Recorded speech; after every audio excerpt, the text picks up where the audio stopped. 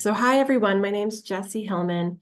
I'm a principal planner with Knoxville, Knox County Planning, and I'll be taking us through some of the proposed changes for the 2024 one-year plan.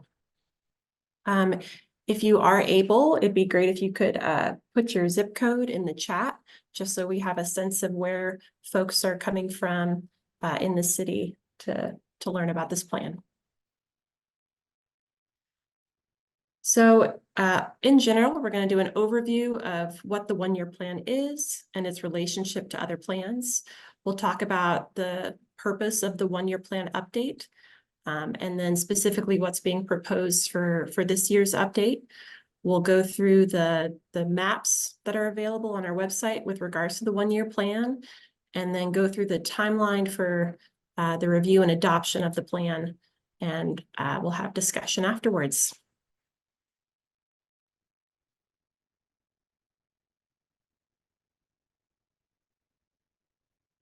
So what is the one-year plan? It's a plan to ensure that future zoning conforms to the community's comprehensive development plans. It provides the basis for future zoning of all properties within the city limits. And this is important because any property's zoning change must conform to the one-year plan's land use classifications. So how does that relate to the other plans that are adopted within the city? So at the top there, we have the 20-year growth policy plan. The current one was adopted in 1999, and an update to this plan is underway now. The updated plan was approved by the Growth Policy Plan Committee recently. It's now being reviewed by the County Commission, and then will go before City Council and Farragut for final review and adoption. And so what this growth policy plan does is it maps various growth areas. So you have the city limits, which are not really part of it, but then there's the urban growth boundary just outside the city limits, where reasonably compact development meant to accommodate, the city's growth over 20 years is planned. There's the planned growth areas where growth is expected to occur in unincorporated areas over 20 years. And then there's the rural area, which is land that's preserved for farming, wildlife, and just rural character. And there are limitations to residential density in that area. So the growth plan does influence the sector plans in terms of the locations of different land use intensities. Then we have the 30-year general plan. This was established, this establishes general policies and principles to guide development. These principles inform the sector plans as well.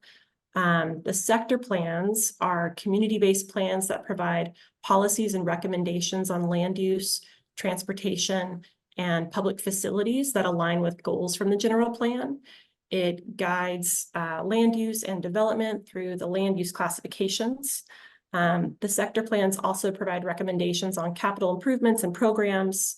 There are 12 sector plans, 6 city and 6 county, though their boundaries are not aligned with the city-county jurisdictions. So there are portions of the city that are in the county sectors and vice versa.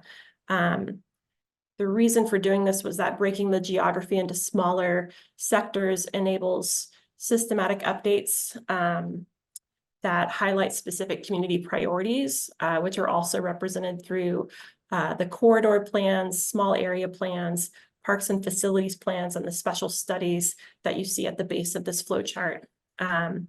Once the Advanced Knox Comprehensive County Plan is adopted, it will replace the sector plans in the county, but sector plans will continue to guide city development for the time being. The one-year plan was adopted by referendum in 1982, so it's part of the city charter. Its purpose is to strengthen the relationship between planning and zoning, like I said. Previously, sector plans served as guides for zoning, but conformance to the plans was not legally required, and that changed with the one-year plan charter. Any rezoning requests within the city limits must conform with the one-year plan's land use classifications, as well as the sector plans. The one-year plan also provides specific location criteria for certain uses that inform development. like duplexes, mental health facilities, things like that. It's updated on an annual basis, like now. And if a rezoning request requires an amendment to the one-year plan, this can only be applied for on a quarterly basis. So that's January, April, July, and October. Within the one-year plan is a land use index in the appendix that's also provided on our website, and it provides the most up-to-date reference for our land use classifications. A key objective of the update this year was to improve consistency between the one-year plan and the land use index. There were also efforts made to just generally simplify and reformat the plan for readability and remove redundancies. So here's the landing page where you can stay informed on this update process. This is where you can provide your input, which will be definitely taken into account as we develop the final draft for adoption. What you're seeing now is just a rough draft, and it is subject to change based on public input. You'll see a summary of the proposed revisions. Currently, you'll see the 2023 plan, which you can reference. That's the one that's currently active. There's a dashboard with different maps related to the one-year plan, which I'll get into. There's also that public comment feature, additional meeting information, and my contact information is there as well. So it's a great resource for staying current on what's happening with this update process.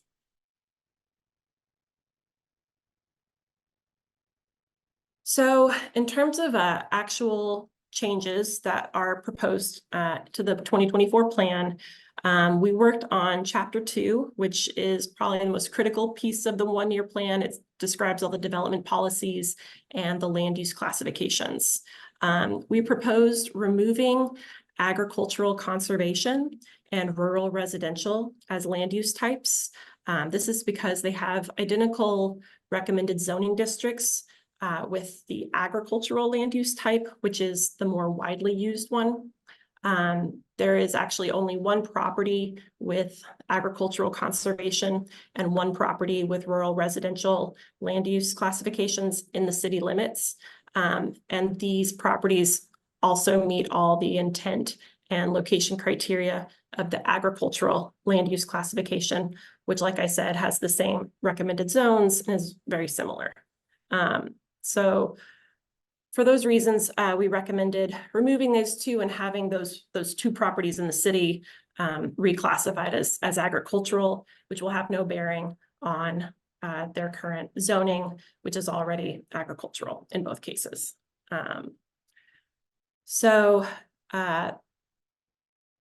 In general, we kind of reformatted the description, the location criteria, and the permitted zoning districts to align better with the formatting of the land use index and Appendix B.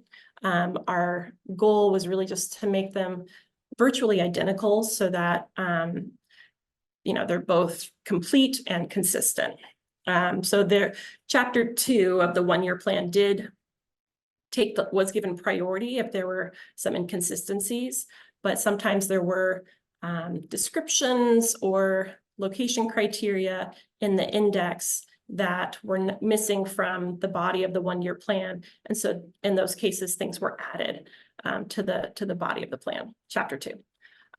Text was only removed if it was redundant, inaccurate, or superfluous or excessive. I know these are subjective terms, so I'll provide some examples of what I mean. So in some land use classifications, there were repeated references to the type of street classification that a land use could access. So it would say, must be on an arterial street, and then a few lines down, it would say must be on an arterial or a major collector street. So we would just remove redundancies there. Another example is multiple references to utility access. So it would say must have access to water, sewer, and electricity. And then later on, it would say must have access to utilities. So we just, synthesize those so that it's simpler. In terms of inaccuracies, one example of that was in the general commercial land use classification. It made reference in Chapter 2 to how a limited range of warehousing and wholesale activities may be permitted. But those uses are actually considered more industrial and aren't permitted uses in any of the zones that are recommended in the general commercial land use. So we removed that line. And then in terms of excessive language, there wasn't much of that was taken out. There was a mention in regional commercial of big box retail development, typically exceeding 400,000 square feet, which was just a highly specific and perhaps unnecessary square footage to include there. So we removed that. Again, I do understand that these are subjective terms that I'm describing. So what I will provide after this meeting is an update to our one-year plan landing page on our website, where I'll show all of the edit changes.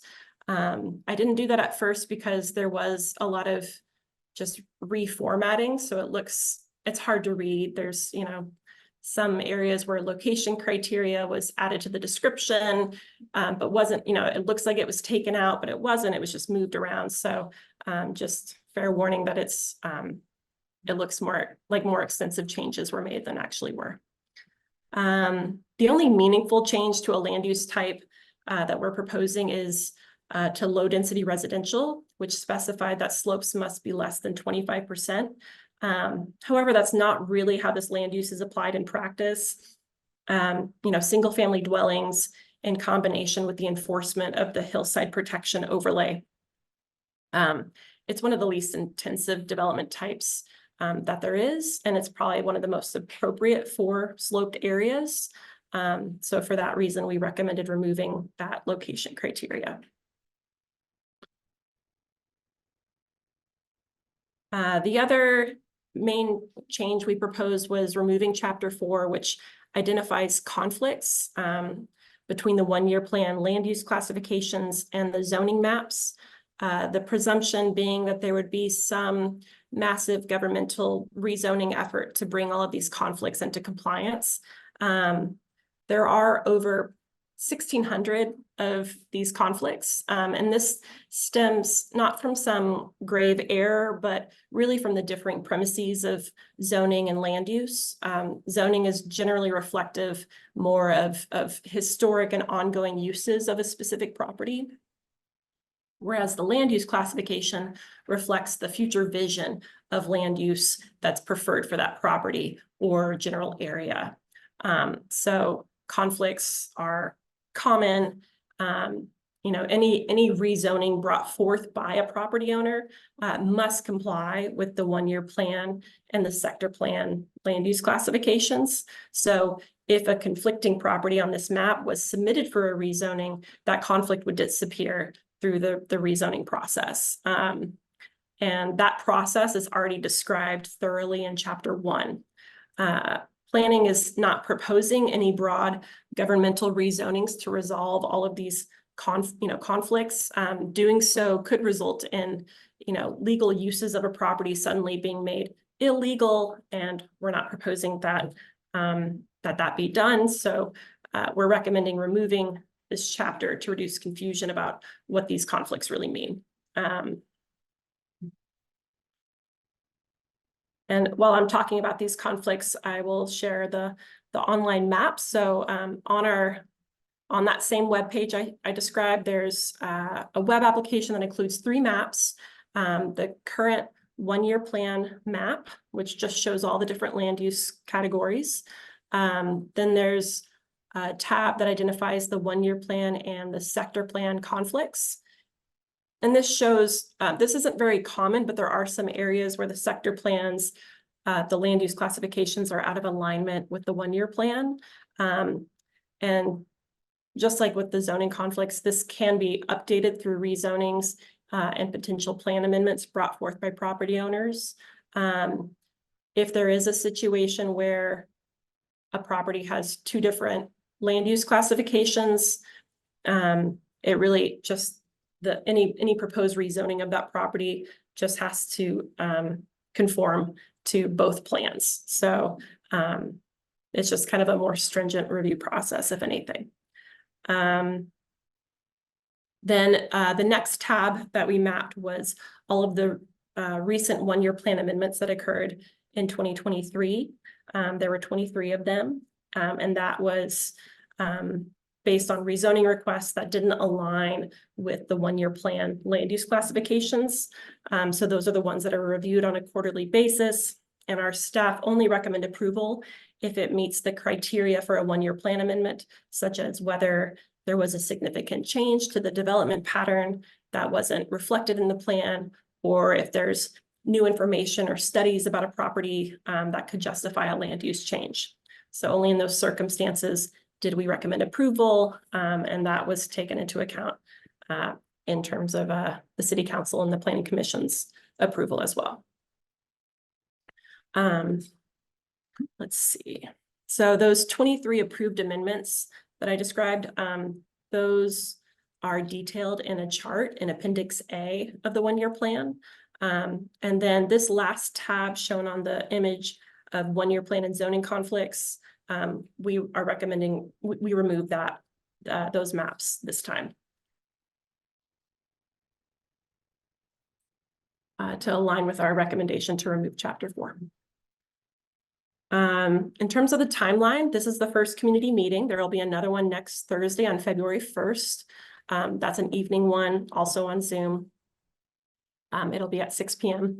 And then public comments received by Friday, February 16th will inform the final draft, which will be made available 2 weeks before the Planning Commission meeting on March 14th at 1:30 in the City County Building before the Planning Commission. And then there will be 2 City Council meetings after that for final adoption of the one-year plan, and that'll be on April 2nd and April 22nd at 6 p.m. in the same room. Again, that's the landing page where you can get all the information you need, but my contact information is also provided here, and I do recommend that you utilize the public comment feature on that web page so that we and the general public can see what folks are questioning or concerned about in terms of the update. And now I'm happy to take any questions or comments.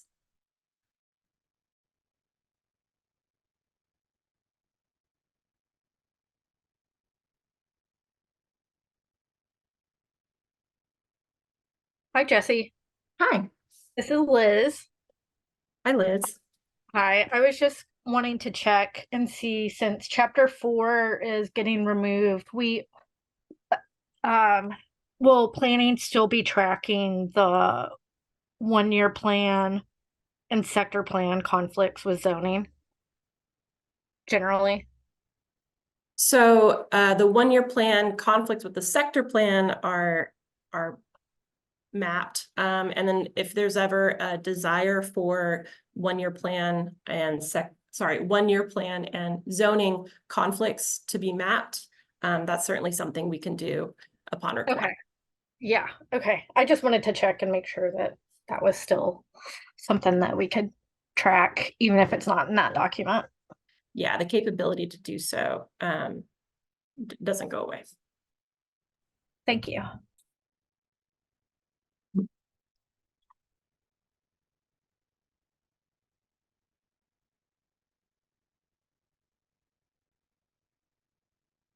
Any other questions or comments or ideas for additional changes that could have been made? I have just a general question. So the meeting that's on the 1st at 6 p.m., it's really just the same thing where you went over just now, correct? That's correct. Okay, I put them both in my calendar, so I wanted to make sure. I thought it was, but I wanted to just clarify. Yes. I'm just double checking that time.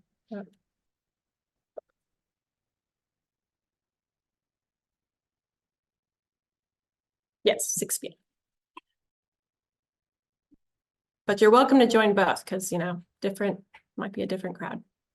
Yeah, different questions that bring up different ideas and that sort of thing. So I probably will.